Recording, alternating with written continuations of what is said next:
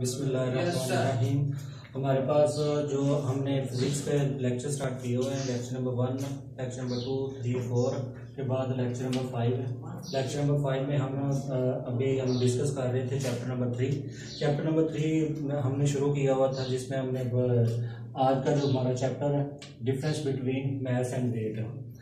इस टॉपिक को जो बुक से लिखा हुआ है, बुक पे क्या लिखा हुआ है, पैराग्राफ की शक्ल में लिखा हुआ है। तो मैंने बड़े अच्छे अंदाज के अंदर इसको एक अच्छे कम्पैक्ट मैनर में हमने क्या किया है, इसको ना डिवाइड किया हुआ है। तो आपने बिल्कुल इसी तरह से करना है। आपने क्या करना है कि इस ये वाली हेडिंग स्टिकी स्टिकर के ऊपर नोट करनी है। ये सिर्फ हेडिंग है, डेफिनेशन, क्वांटिटी, यूनिट, इसी तरह जो मैंने कहा हेडिंग लिखी हुई है, इसी तरीके से आपने क्या करना है, स्टिकी स्टिकर के ऊपर लिखनी है। स्टिकी स्टिकर के ऊपर लिख के आपने क्या करना है, ये जो बुक के ऊपर जो उसका पेज है जिसके ऊपर ये वाला टॉपिक है difference between mass and weight, उसके ऊपर आपने वो स्टिकी स्टिकर लगा देना है। और आपने घर में एक छोटा सा होमवर्क करना है कि एक लाइन लगानी है, इस इधर आपने डेफिनेशन लिखनी है। जो मैं अगर आपको समझाऊंगा वो आपने इन हेडिंग्स के अंदर लिखना है घर में बैठ के। तो जो पिछला टॉपिक जो लेक्चर था उसको मैं बता देता हूँ। लेक्चर नंबर 4 में हम न्यूटन लॉ स्टार्ट किए हुए थे। न्यूटन फर्स्ट लॉ और न्यूटन सेकंड लॉ हमने पढ़ा था। न्यूटन फर्स्ट लॉ में हमने क्या किया था, वो सारा डिस्कशन की थी। न्यूटन सेकंड लॉ को देखा। न्यूटन थर्ड लॉ हम बाद में करेंगे। उससे पहले के हमारा जो टॉपिक है, बुक पे भी ये पहले टॉपिक आता है, तो difference between mass and weight. अब डिफरेंस मैथ्स एंड वेट में हमने क्या करना है, ये हेडिंग सारी हमने डिस्कस करनी है। अब मैथ्स और वेट के बाद हम बात करें, अगर हम शॉप पे जाते हैं, शॉप पे जा कहते हैं कि जी हम समझ होते हैं हम चीनी या कोई शुगर लेने जा रहे हैं, या नमक लेने जा रहे हैं, कोई भी चीज़ हम लेने जा रहे होते हैं शॉप पे, तो हम उधर जा कहते हैं कि इतना वजन कर दो। तो हम वो वजन नहीं, आप असल में हम वो मैथ्स ले रहे होते हैं। अगर हम कह रहे होते हैं 2 kg हमें शुगर दे दो, तो शुगर हम केजी वजन नहीं कह रहे, हम शुगर मैथ्स कह रहे हैं। तो हम दुकान से मैथ्स खरीदने जाते हैं। ये आज आपको पहली बार पता लगा होगा कि हम दुकान पे मैथ्स लेने जाते हैं, ना कि वेट लेने जाते हैं। ठीक है, वेट एक अलग टॉपिक है और मैथ्स एक अलग टॉपिक है। तो मैथ्स को हम जानते हैं और वेट को जानते हैं। सबसे पहले जो इन दोनों का कंपेयर है, दोनों को हमने एक कंपेयर फॉर्म में, एक डिफरेंस फॉर्म में लिखा हुआ है। तो सबसे पहले हम दोनों की क्या कर लेते हैं, डेफिनेशन डिस्कस कर लेते हैं। डेफिनेशन में पहले चीज़ क्या है, डेफिनेशन में आपने मैथ्स देखना है। मैथ्स फर्स्ट कर लें, आप मैटर को जानते होंगे। मैटर का जो इसमें कंसेप्ट है, ये वाला मैटर, ठीक है। मैटर आपको क्या पता है कि हर वो चीज़ जो जगह घेरती है और वजन रखती है, वो क्या होती है, हमारे पास मैटर होता है। ठीक है, तो मैटर कोई भी चीज़ है, आप कोई भी ऐसी चीज़ सोच लें जो इस दुनिया से बाहर हो, ठीक है, तो वो सारी चीज़ें क्या है, मैटर ही होती हैं। मैटर की बेसिकली 4 आते हैं, ठोस, solid, liquid, gas and plasma. तो इन चारों चीज़ों से अलग कोई भी चीज़ नहीं है इस दुनिया कायनात में। वो सारी की सारी क्या है, मैटर ही है। तो मतलब कहता है कि क्वांटिटी ऑफ मैटर, किसी भी बॉडी के अंदर, किसी भी चीज़ के अंदर जितनी क्वांटिटी ऑफ मैटर होती है, उतना क्या होता है, बॉडी का मैस होता है, उतना क्या होता है, बॉडी का मैस होता है। और मतलब क्या है कि आपने ये डेफिनेशन इसी तरीके से याद करनी है। ये डेफिनेशन क्या है, mass of the body is the quantity of matter. ये मेन कंसेप्ट है, quantity of matter possessed by the body. किसी भी बॉडी के अंदर मैटर की क्वांटिटी, मादे की जितनी मकदार होगी, वो उसका क्या कहलाएगी, मैस कहलाएगी। ठीक हो गया। फर्स्ट कर लें, हमने शुगर लेने गए हैं, तो 1 kg शुगर में जो जितने दाने आएंगे वो क्वांटिटी ऑफ मैटर ही है, सॉलिड फॉर्म में है। जितनी वो दाने बनेंगे उतनी वो क्वांटिटी मैटर बन रही है, ठीक है, तो उतना ही वो उसका मैस होगा। अगर हम 2 kg लेते हैं तो उसमें जो हमारे दाने होंगे शुगर वाले वो ज़्यादा होंगे, तो इसलिए क्वांटिटी ऑफ मैटर ज़्यादा तो मतलब मैस ज़्यादा, तो 2 kg होगी। तो आपने जब भी मैथ्स का कंसेप्ट याद रखना है, तो क्वांटिटी ऑफ मैटर, किसी भी चीज़ में क्वांटिटी ऑफ मैटर को क्या कहते हैं, मैथ्स कहते हैं। अब वेट की जो डेफिनेशन है, वो वेट की ये डेफिनेशन है। हम जब भी कोई अगर बात करें न्यूटन की, तो वेट के रिलेटेड हमारा एक छोटा सा इंटरेस्टिंग सा स्टोरी है कि एक दिन न्यूटन एक दरख्त के नीचे बैठा होता है, सेब वाले दरख्त के, ठीक है। तो वो जब देखता है कि सेब नीचे को गिरता है, तो फिर उस पर वो सोचना शुरू कर देता है कि ये सेब नीचे को क्यों गिरा, ठीक है। तो फिर उसने एक फोर्स हमारे पास बनाई, जो हम 5वें चैप्टर में डिस्कस करेंगे। वो फोर्स क्या होगी, वो वाली फोर्स होगी जो अर्थ अपनी तरफ उन चीज़ों को खींचती है, लगाने के लिए खींचती है। वो फोर्स का नाम ग्रेविटेशनल फोर्स है, लेकिन अभी आपने टेंशन नहीं लेनी, परेशान नहीं होना, वो हमने पूरा चैप्टर 5वें चैप्टर पढ़ना है, ग्रेविटेशन फोर्स वाला। तो इसमें आपने यही डिस्कस करना है कि ज़मीन के अंदर कोई ना कोई ऐसी फोर्स ज़रूर है जो हर चीज़ों को अपनी तरफ खींच लेती है। अगर अभी ये मार्कर मैं नीचे को फेंकूंगा तो ये नीचे को जाएगी, ऊपर को नहीं जाएगी। तो मतलब क्या है कि ज़मीन के अंदर कोई ना कोई एक छोटी या कोई फोर्स है जो चीज़ों को अपनी तरफ खींचती है। वो वाली फोर्स जितनी ज़मीन अपनी तरफ खींचेगी उतना हमारा क्या होगा, वेट होगा।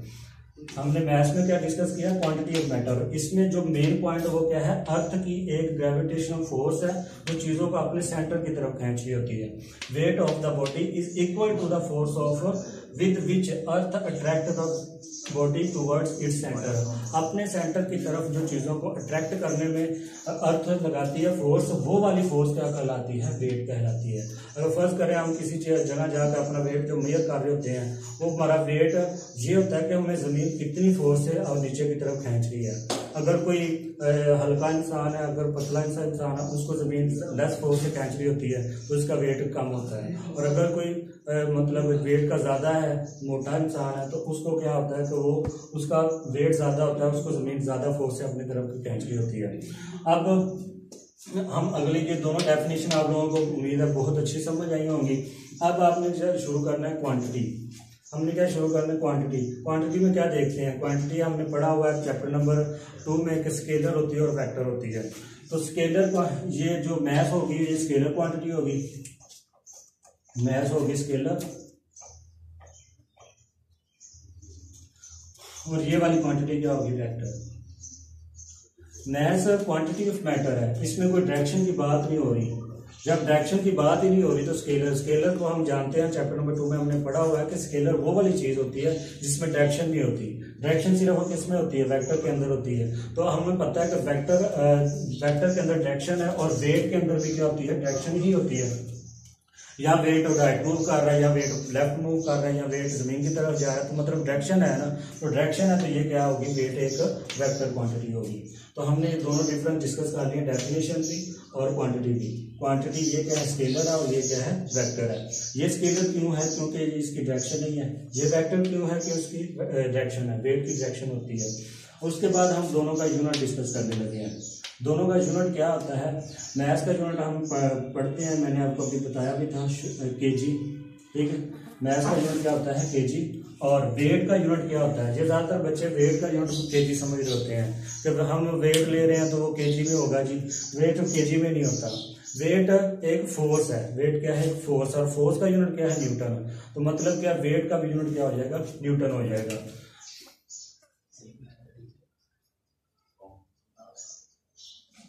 वेट का यूनिट क्या है, न्यूटन। ये याद रखना है आप लोगों ने। ज्यादातर बच्चे गलती करते हैं और हमारे बड़े भी गलती करते हैं कि वेट का यूनिट किलोग्राम ले रहे होते हैं। किलोग्राम मैथ्स का यूनिट होता है, न्यूटन होता है वेट का। वेट का न्यूटन क्यों होता है कि वेट एक किस्म की फोर्स होती है, फोर्स का यूनिट न्यूटन होता है।